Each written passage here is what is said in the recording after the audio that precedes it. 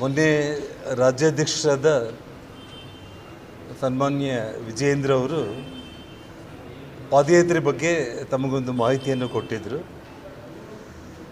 ಇವತ್ತು ಟೋಟಲ್ ಒಂದು root map final ಆಗಿರುವಂಥದ್ದು.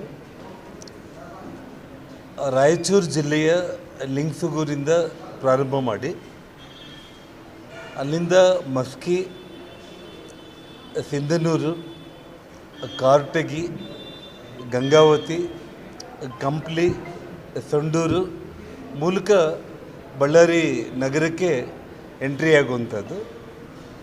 1ನೇ ತಾರೀಕು ಪ್ರಾರಂಭ ಆಗುವಂಥ ಈ ಒಂದು ಪಾದಯಾತ್ರೆ 9 ಅಥವಾ 10 ಅಂದರೆ ನಾಳೆ ಇಡೀ ನಮ್ಮ ಪಕ್ಷದ ಕಡೆಯಿಂದ ತಂಡ ರಾಜೀವ್ ಕುರ್ಚಿಯವರ ನೇತೃತ್ವದಲ್ಲಿ ಎಲ್ಲ ರೂಟ್ಗಳನ್ನು ಎಲ್ಲೆಲ್ಲಿ ಹಾಲ್ಟ್ ಮಾಡಬೇಕು, ಹೇಗೆ ಅದೆಲ್ಲದನ್ನು ಕೂಡ ಫೈನಲ್ ಮಾಡ್ತಾ ಇದ್ದಾರೆ. ಸರಿಸುಮಾರು 175 ಕಿಲೋಮೀಟ್ರ್ ಪಾದಯಾತ್ರೆ ಇದಾಗಿರುತ್ತೆ.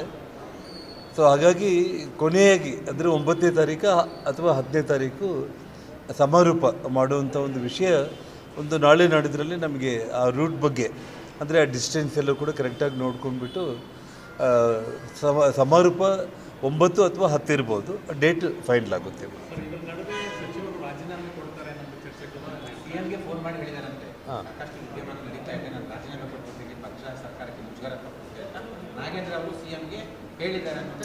ಅದನ್ನು ನಾನು ಮಾಧ್ಯಮಗಳ ಮೂಲಕ ಬೆಳಗ್ಗೆಯಿಂದ ನಾನು ನೋಡ್ತಾ ಇದ್ದೀನಿ. ಅವರು ರಾಜೀನಾಮೆ ಕೊಡ್ತಾರೆ ಅಂತೇಳಿ. ನಿಜವಾಗ್ಲೂ ಕೂಡ ಇಷ್ಟೊತ್ತಿಗಾಗಲೇ ರಾಜೀನಾಮೆ ಕೊಟ್ಟಿದ್ರೆ ತುಂಬ ಒಂದು ಗೌರವಯುತವಾಗಿ ಇರ್ತಾಯಿತ್ತು. ಇಷ್ಟೆಲ್ಲ ವಿಧಾನಸಭೆಯಲ್ಲಿ ಸುಮಾರು ದಿನಗಳ ಕಾಲ ಅವರ ರಾಜೀನಾಮೆಗೋಸ್ಕರನೇ ರೈತರ ಸಂಕಷ್ಟಗಳು ಬರದ ಬಗ್ಗೆ ಮಾತಾಡೋದಕ್ಕೂ ಕೂಡ ಅವಕಾಶ ಆಗದೇ ಸನ್ಮಾನ್ಯ ಡಿ.ಕೆ. ಶಿವಕುಮಾರ್ ಅವರು ಈ ರಾಜ್ಯದ ಮೊದಲ ಬಾರಿಗೆ ಅವರು ಮುಖ್ಯಮಂತ್ರಿ ಆಗಿರುವಂಥ ಮೊದಲ ಅಧಿವೇಶನದಲ್ಲೇ ಇವತ್ತು ಕಾಂಗ್ರೆಸ್ ಪಕ್ಷ ಆ ಸರ್ಕಾರ ಪಲಾಯನವಾದಿ ಅನ್ನುವಂಥ ಒಂದು ಹೆಸರನ್ನು ಪಡ್ಕೊಳ್ಳುವಂಥ ಒಂದು ಅಪಕೀರ್ತಿನ ತಪ್ಪಿಸ್ಬೋದಾಗಿತ್ತು ಅವರು ರಾಜೀನಾಮೆ ಕೊಟ್ಟಿದ್ದರೆ. ಮಾಧ್ಯಮಗಳ ಮೂಲಕ ನಾವು ತಿಳ್ಕೊಳ್ತಾ ಇರೋದು ಸರಿಯಾದ ವಿಚಾರ ಗೊತ್ತಿಲ್ಲ. ಆದರೆ ಇವತ್ತು ವಿಜೇಂದ್ರ ಅವರು ರಾಜ್ಯಾಧ್ಯಕ್ಷರು ಮತ್ತು ರಾಧಾಮೋಹನ್ ದಾಸ್ ಅಗರ್ವಾಲ್ ಅವರ ಸಮಕ್ಷಮದಲ್ಲೇ ಇವತ್ತೆಲ್ಲ ಒಂದು ತೀರ್ಮಾನ ಆಗಿರೋದು. ಯಾವುದೇ ಕಾರಣಕ್ಕೂ ಕೂಡ ಅವರು ರಾಜೀನಾಮೆ ಕೊಡ್ತಾರೆ ಇನ್ನೊಂದು ವಿಚಾರಗಳು ಇನ್ನೂ ಸ್ಪಷ್ಟವಾಗದೇ ಇರುವಂಥ ಈ ಸಂದರ್ಭದಲ್ಲಿ ಜೊತೆಗೆ ಅವರು ರಾಜೀನಾಮೆ ಕೊಟ್ಟರೂ ಕೂಡ ರಾಜ್ಯದಲ್ಲಿ ಸಾಕಷ್ಟು ಇವತ್ತೇನು ರೈತರ ಪರ ಸಮಸ್ಯೆಗಳಾಗಿರ್ಬೋದು, ನಾವಲ್ಲಿ ಜಲಾಶಯದ ಬಗ್ಗೆ ಆಗಿರ್ಬೋದು ಮತ್ತು ಬರದ ಬಗ್ಗೆ ಆಗಿರ್ಬೋದು, ಇದೆಲ್ಲ ವಿಚಾರಗಳಲ್ಲಿ ಕೂಡ ಪಾದಯಾತ್ರೆ ಮಾಡಬೇಕಂತೇಳಿ ಇವತ್ತೇನು ಪಕ್ಷದ ನಿರ್ಧಾರ ಏನಿದೆ ಅದನ್ನು ಅಂತಿಮವಾಗಿ ಇವತ್ತು ಫೈನಲ್ ಮಾಡಿದ್ದಾರೆ.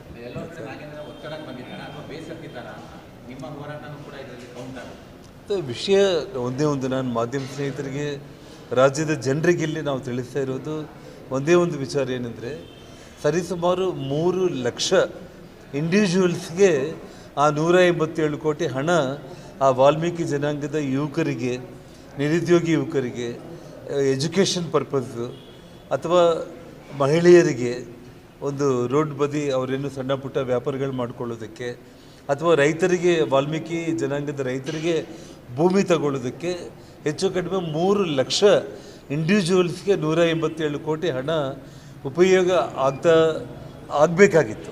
ಅದನ್ನು ಇವತ್ತು ದುರುಪಯೋಗ ಮಾಡಿಕೊಂಡಿರೋ ಕಾರಣ ಅವರು ರಾಜೀನಾಮೆ ಕೊಡಲೇಬೇಕನ್ನುವಂಥದ್ದು. ಸನ್ಮಾನ್ಯ ಸಿದ್ದರಾಮಯ್ಯ ಅವ್ರನ್ನ ಅವರು ಬಿಟ್ಟಿದ್ದಕ್ಕೆ ಕಾರಣ ಅವತ್ತೇನಾಗಿತ್ತು, ಡಿ.ಕೆ. ಶಿವಕುಮಾರ್ ಅವರು ತಗೊಳ್ಳೋದಕ್ಕೆ ಏನು ಕಾರಣ ಅನ್ನೋದು ನಮ್ಮ ಪ್ರಶ್ನೆ ಆಗಿತ್ತು.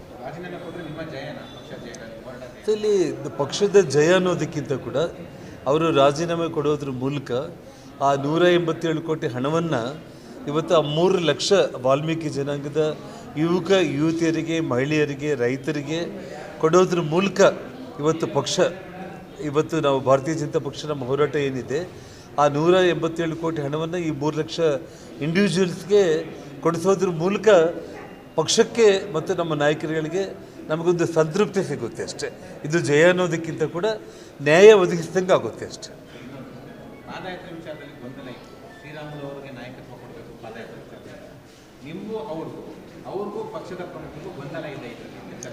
ನೋಡಿ, ಇವತ್ತು ಇಲ್ಲಿ ಒಂದು ವಿಷಯ ಏನಂತಂದರೆ, ಇಲ್ಲಿ ಎಸ್ ಟಿ ಸಮುದಾಯದ ಒಂದು ಜನಾಂಗಕ್ಕೆ ಅನ್ಯಾಯ ಆಗಿರುವಂಥ ಒಂದು ವಿಚಾರದಲ್ಲಿ ಶ್ರೀರಾಮುಲು ವಿಜೇಂದ್ರ ಅವರು ಮತ್ತು ಪಕ್ಷದ ಎಲ್ಲ ನಾಯಕರುಗಳು ಕೂಡ ಸೇರಿ ಸಾಮೂಹಿಕವಾಗಿ ರಾಜ್ಯದ ಎಲ್ಲ ಸಮಸ್ಯೆಗಳನ್ನು ಕೂಡ ಒಳಗೊಂಡಂತೆಯೇ ಈ ಪಾದಯಾತ್ರೆ ಅನ್ನೋದನ್ನು ಇವತ್ತು ನಿಶ್ಚಯ ಮಾಡಿರೋಂಥದ್ದು ಅಷ್ಟೇ.